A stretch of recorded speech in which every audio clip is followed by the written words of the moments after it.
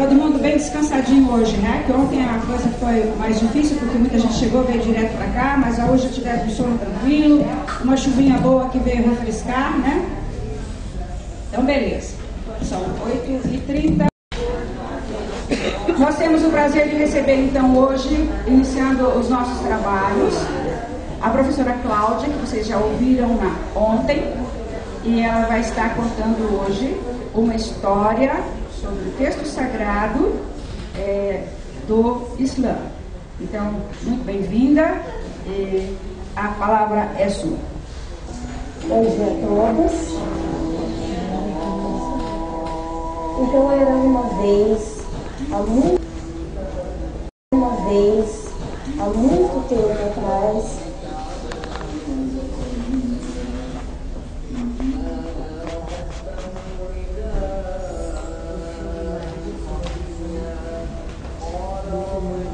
num lugar muito distante, existia um homem chamado Imran. Imran era responsável pelas orações do templo. Na mesma região, havia uma mulher chamada Hana. Hana, assim como Irã, também era muito temente a Deus. Era uma mulher virtuosa. Dessa forma, os dois se conheceram. Assim, Hana e Irã se casaram, devido a ter afinidades. Hana tinha uma irmã que era casada com um grande profeta dessa época. Esse profeta se chamava Zacarias. O tempo passa e Hana descobre que estava grávida. No momento em que descobriu que estava grávida, Hana dedica o fruto do seu ventre a Deus. No momento em que deu à luz, Hana vê que é uma menina. Então fala: Senhor, eis que a chamo de Maria, e pede a Deus que proteja tanto a Maria como toda a sua descendência. Maria então foi educada no templo pelo profeta Zacarias, marido de sua tia. No oratório, muitas vezes, quando Maria estava rezando, Zacarias chegava e havia muitos alimentos. Então Zacarias perguntava: Maria, de onde vêm tantos alimentos? E Maria falava: vem de Deus, o Altíssimo. Um dia, Maria estava rezando e aparece um homem.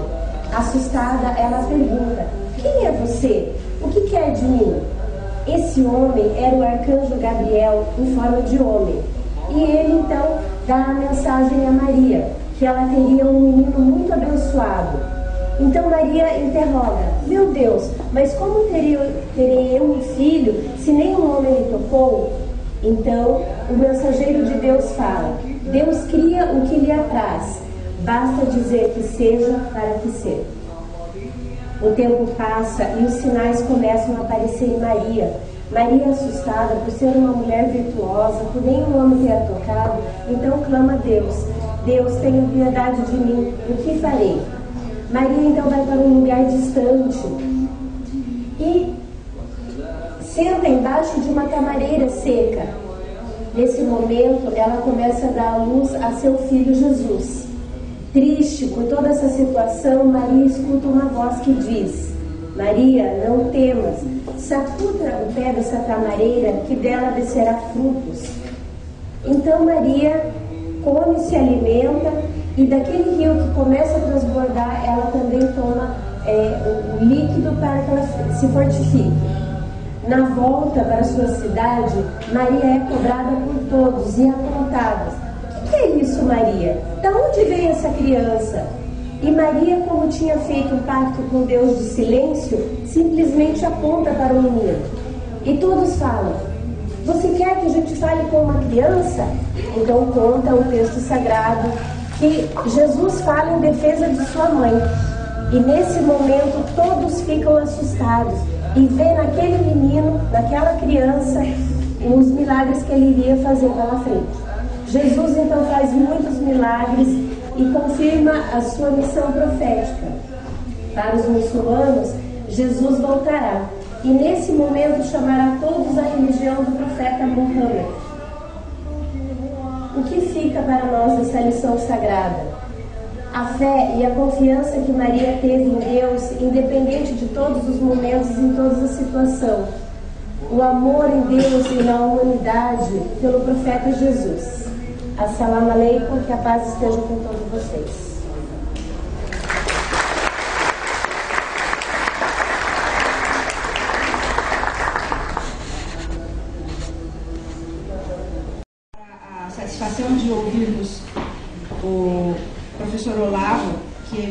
área norte de Curitiba, sair um pouquinho da nossa programação, ele trouxe um relato de experiências que ele quer apresentar rapidamente para os colegas. E queremos também apontar aqui a presença do senhor Gamal Almaire Fuad, que ele é um dos representantes na Assintec, ele é representante da tradição muçulmana. Bom dia a todos. Sou o professor Olavo, ensino religioso da área norte do Colégio Angelés Moreschi. Como o Eloy já havia dito para vocês, eu fiz o Clube Educação, a parte do ensino religioso.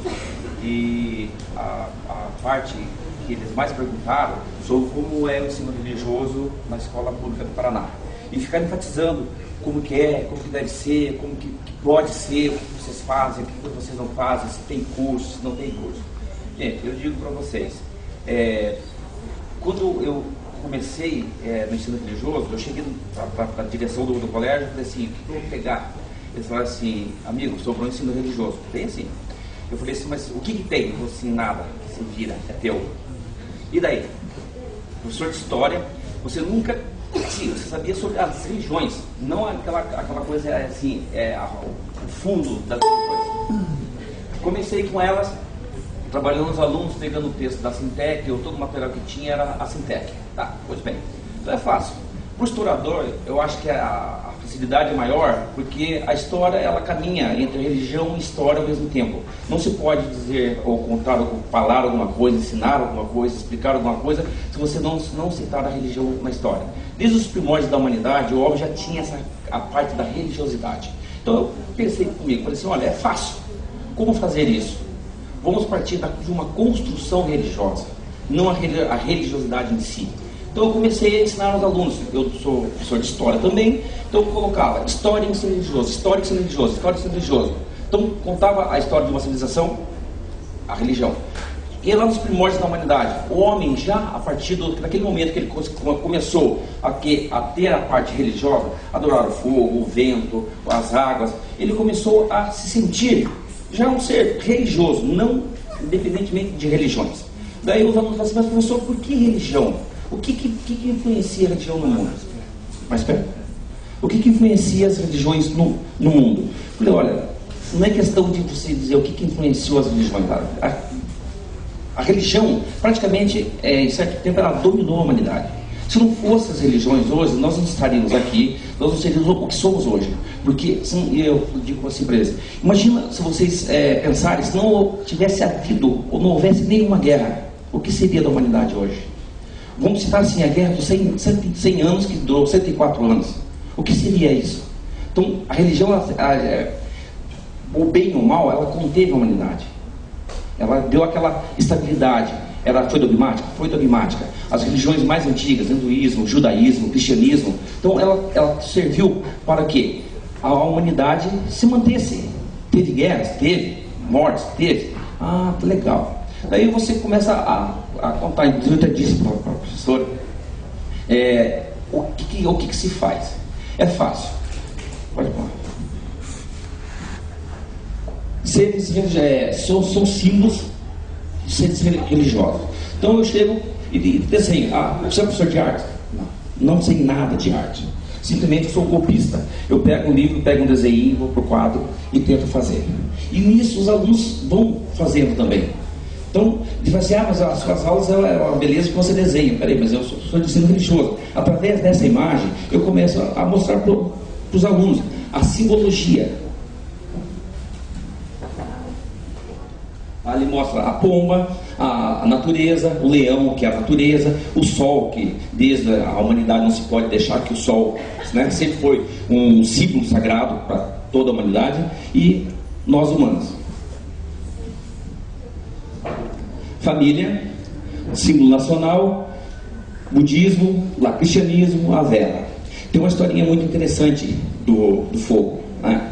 Que já desde a então descoberta, né, do fogo, que o homem começou a guardar o fogo, é aquele fascínio. Todos nós, quando vê, até, pode ser até meio sarcástico, né? Algo pegando fogo, para e olha, o fogo encanta, o fogo tem magia. Você olha para aquelas labaredas e fica imaginando, nossa, como é que pode? Olha lá, Está virando. Então, quer dizer, isso fascina. Então, desde os primórdios da humanidade. Então, como o fogo? A vela. A vela se acende para se fazer referenciar um Deus ou algo que você quer. Então, o fogo, já desde, vamos citar Itália. O fogo, antes dos etruscos, eles tinham uma deusa. E essa deusa chamava Lares. Por sua vez, ela era protetora de onde? Alguém pode dizer a outro? Levantar a mão sem dizer? Protetora do lar. Por isso, Lares, protetora do lar. E onde eles reverenciavam essa deusa? Onde não se podia, além do altar normal, eles reverenciavam dentro de casa. Aí se dá o nome de lareira. Então, sem querer, as pessoas fazem referência a um deus do fogo chamado Lares em sua lareira. Daí fala assim, nossa, como é que é? Não sabe. Então, a origem das palavras tem um significado. Se você buscar as origens das palavras, você começa a mostrar aos seus alunos que nem sempre aquilo que é dito não tem origem. Sempre tem alguma origem. Tá, essa parte é sobre as religiões. Pode passar. Aí o aluno, o que eu faço em sala de aula? Eles querem apresentar alguma coisa sobre religião, religiosidade ou Deus. Eu pego e falo assim, pode por quase fazer. Pode passar. Aqui, eu passo o alfabeto fenício, alfabeto grego e alfabeto romano. Eles adoram escrever os seus nomes em latim, ou na língua fenícia, ou na língua grega. Só veio truncadinha a imagem, mas tá. Isso é a sala de aula. Isso é retirado do livro Festas Religiosas, as páginas da parte verdinha lá, eu faço uma cruzadinha e passo para os alunos. Isso é assim, vamos dizer assim, não tenho conteúdo para hoje, tenho sim, abro o livro e faço. Saiu isso aí, cruzadinha religiosa. Tá? Enigma, então eu quero falar sobre drogas, mesmo no ensino religioso. Por quê? O aluno tem que saber. Eu pego e coloco alguma coisa que fala sobre drogas, o mal que faz, e levo para a sala de aula em modo de enigma. Aí sobre as religiões indígenas, o xamã, religião católica, forças da natureza, candomblé, Iemanjá, aí as minhas dançarinas e o som do atabaque.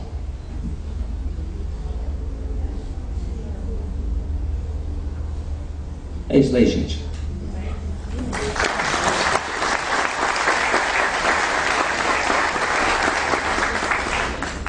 Por que o Olavo fez essa fala bem rapidinha?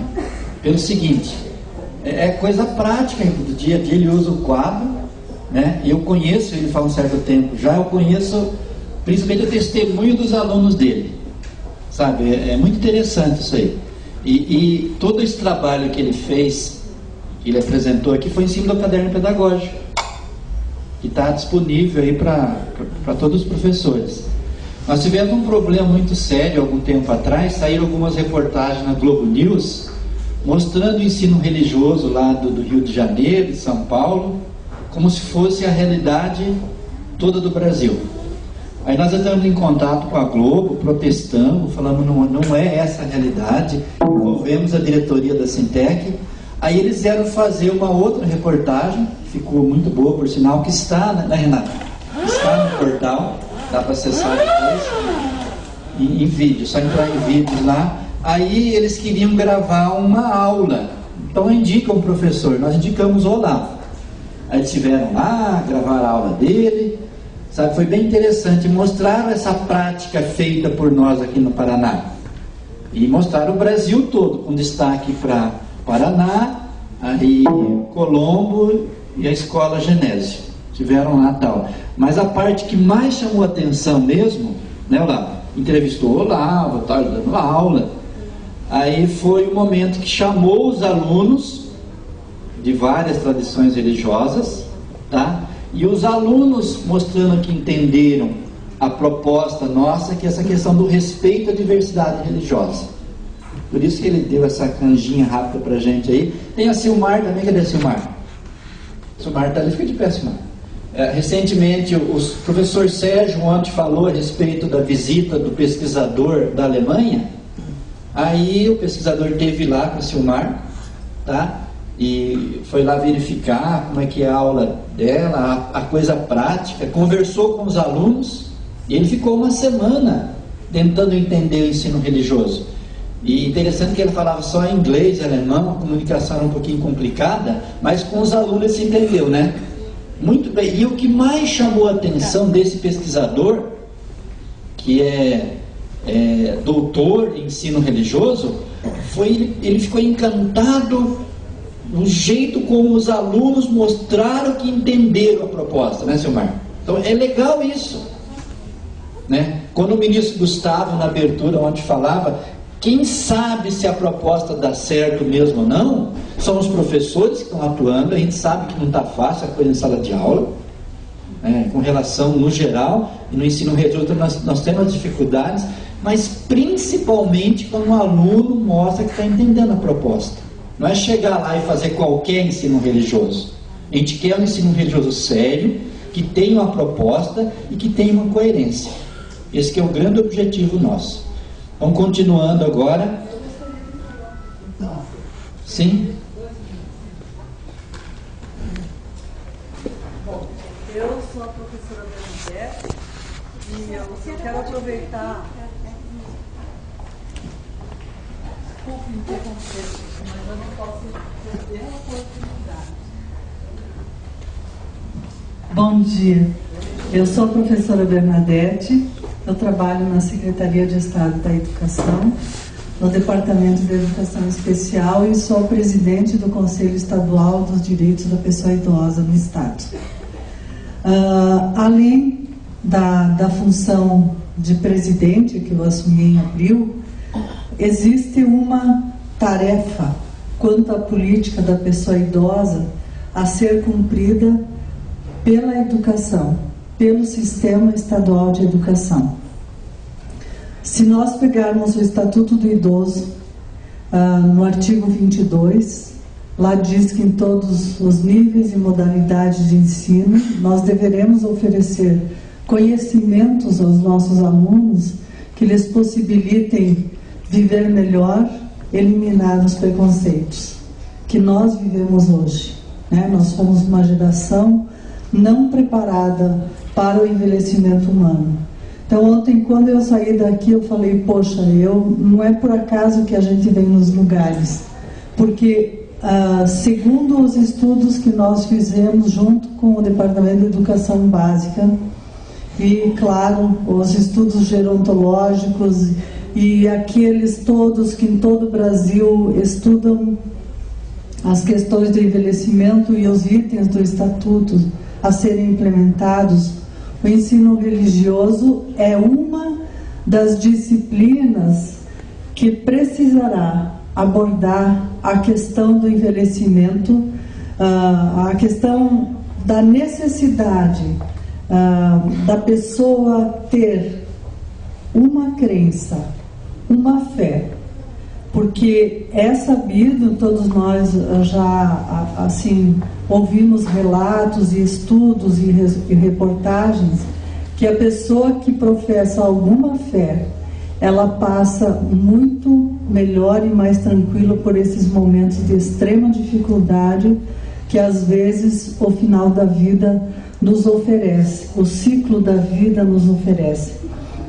Então, acho que aqui está a Sintec, né?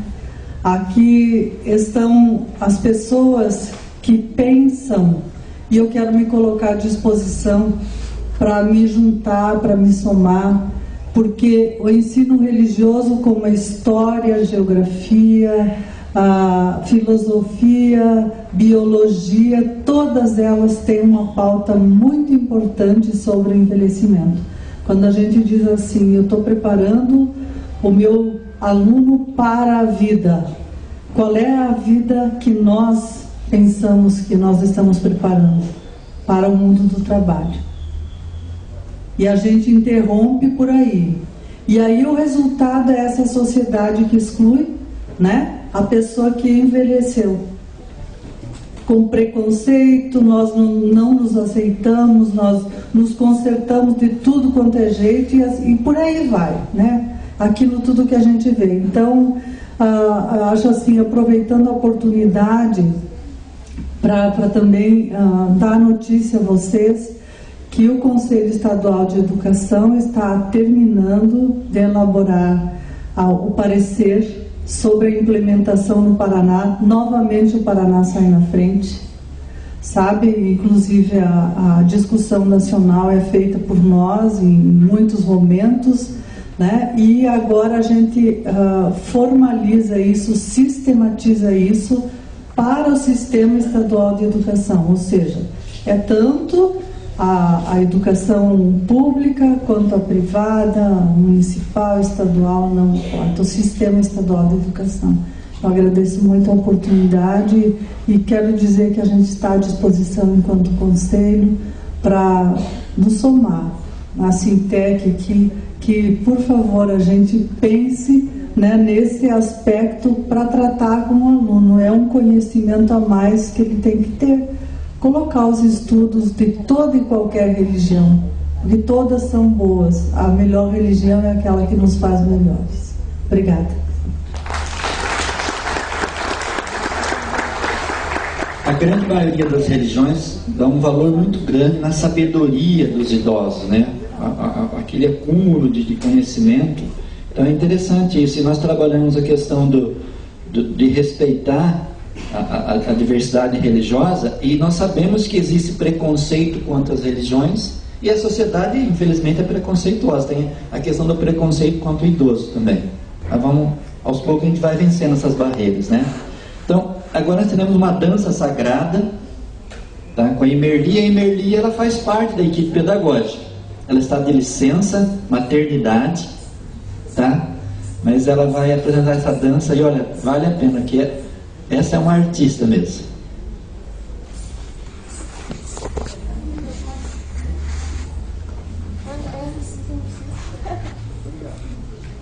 Estão me ouvindo bem? Lá atrás também? Todos me ouvem? Não responderam, acho que não. Obrigada. Bom dia a todos. Então, é um prazer estar com vocês hoje aqui nessa comemoração do aniversário da Sintec, para nesse momento apresentar um recorte do fenômeno religioso, que é a arte da dança, que também é uma contação de histórias, porque a própria dança conta uma história, é um episódio narrado, principalmente as danças sagradas da Índia. A Índia é muito grande, ela é dividida por regiões, cada região tem seu próprio idioma, sua própria linguagem, e também tem sua própria dança, o seu próprio estilo de dança. O estilo que eu vou apresentar para vocês é o estilo do sul da Índia, se chama Bharatanatyam. Bharatanatyam consiste em movimentos mais retilíneos, a marcação do ritmo nos pés, os mudras, que são os gestos simbólicos, com um alfabeto que nós comunicamos através desses gestos de mãos. E nós temos também todo um alfabeto comunicado pelo olhar, pela postura do corpo. Bharatanatyam começa a sua história dentro dos templos hinduístas. Então as devadasis, que eram sacerdotisas hinduístas, elas aprendiam a dança que, conforme a mitologia é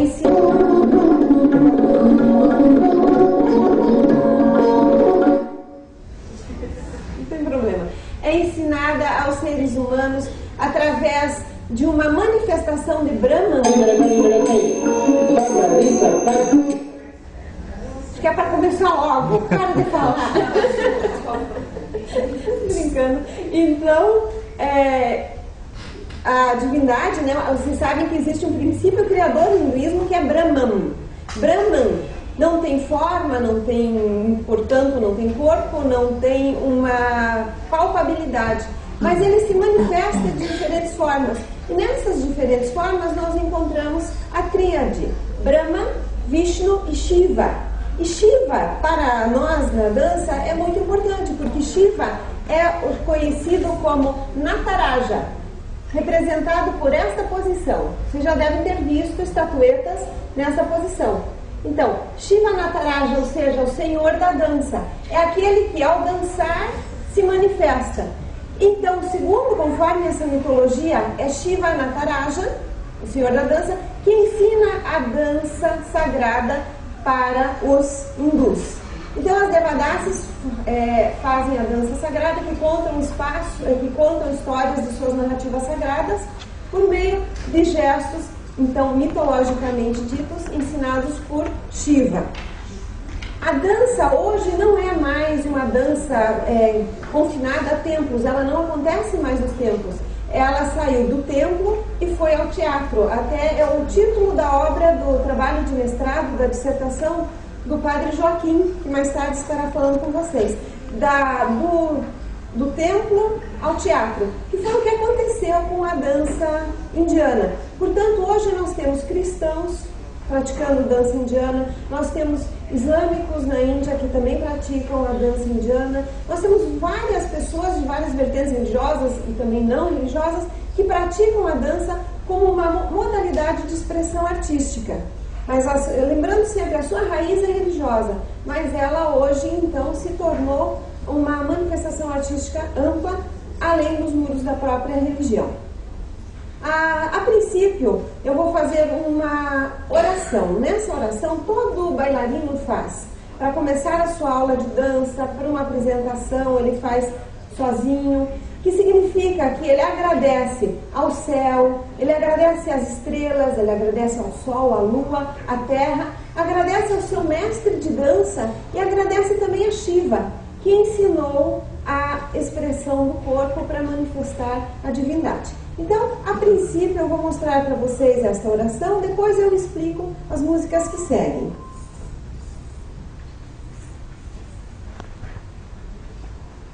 Angikam Bhuvananyasya Vatikam Sarvavamayam Aharam Chandrataradip Tanmuham Satrikam Shivam Guru Brahma, Guru Vishnu, Guru Deva Maheswaraha, Guru Sakshat Parabrahma, Tasmai Shri Guruve Namaha.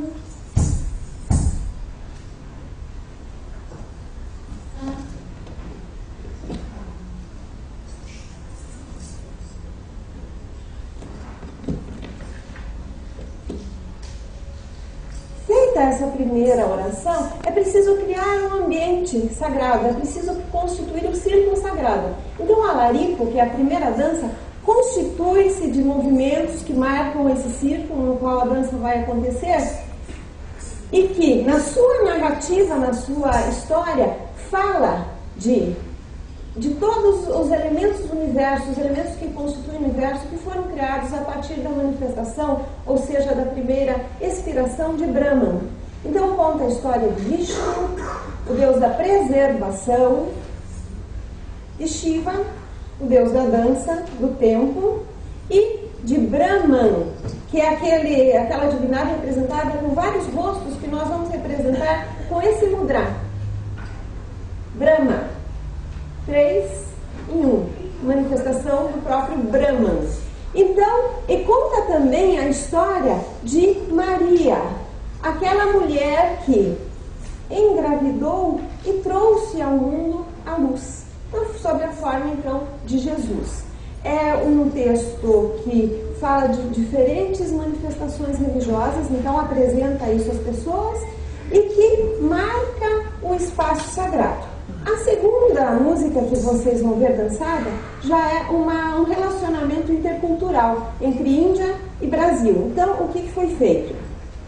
Nós temos a música Palavra Certa, composta por um padre Zezinho, e só que essa música foi marcada com uma coreografia de Bharatanatyam. Quem coreografou essa música foi o padre Joaquim. Então, não preciso falar do texto, nem explicar, porque em português vocês vão entender, e todos os gestos reafirmam aquilo que o texto fala.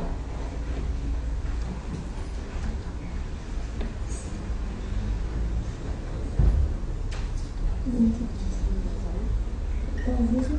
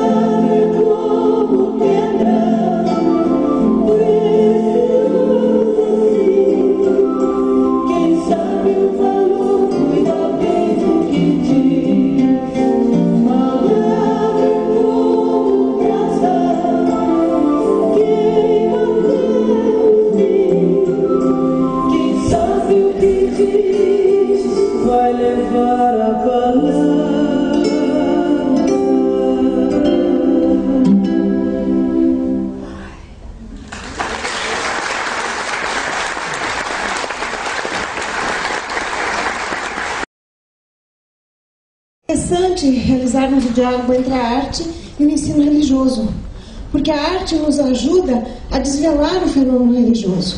A arte das diferentes tradições religiosas conta sobre as manifestações do sagrado, sobre seus rituais, sobre as crenças, sobre as histórias sagradas. E agora, se alguém tiver alguma pergunta, algum comentário a fazer?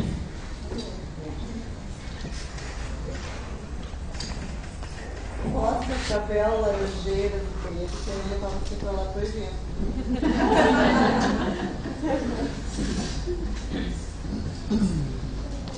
Então, gente, para encerrar, a vestimenta é bastante colorida, vocês vejam que tem a marcação no ponto aqui da mão, dos pés, representando a troca de energia entre o bailarino e o universo, essa troca, essa pertença ao sagrado, essa fusão com o sagrado. O bailarino não dança e não deve dançar para mostrar performance, para mostrar técnica. Se o bailarino faz isso, é uma arte menor.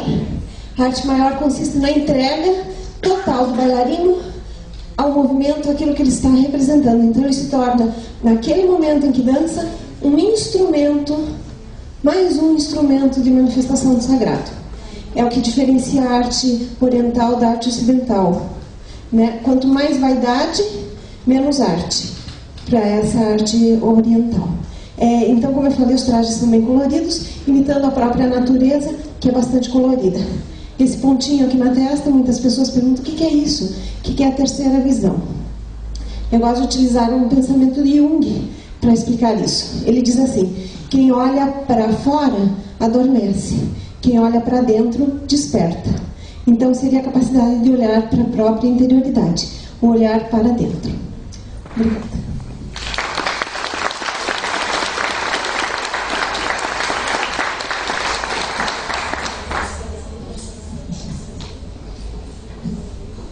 Agora, dando continuidade ao nosso evento, nosso segundo dia, nós vamos ter uma mesa sobre metodologia, fundamentos e métodos da contação de história, com a professora Marcela Lobo, da MORC.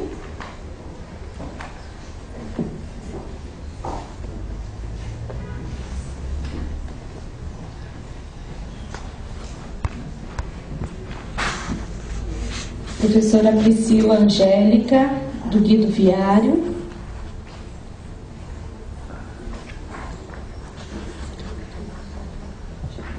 E Rita Lima, da Messiânica. O mediador da mesa vai ser o professor Eloy.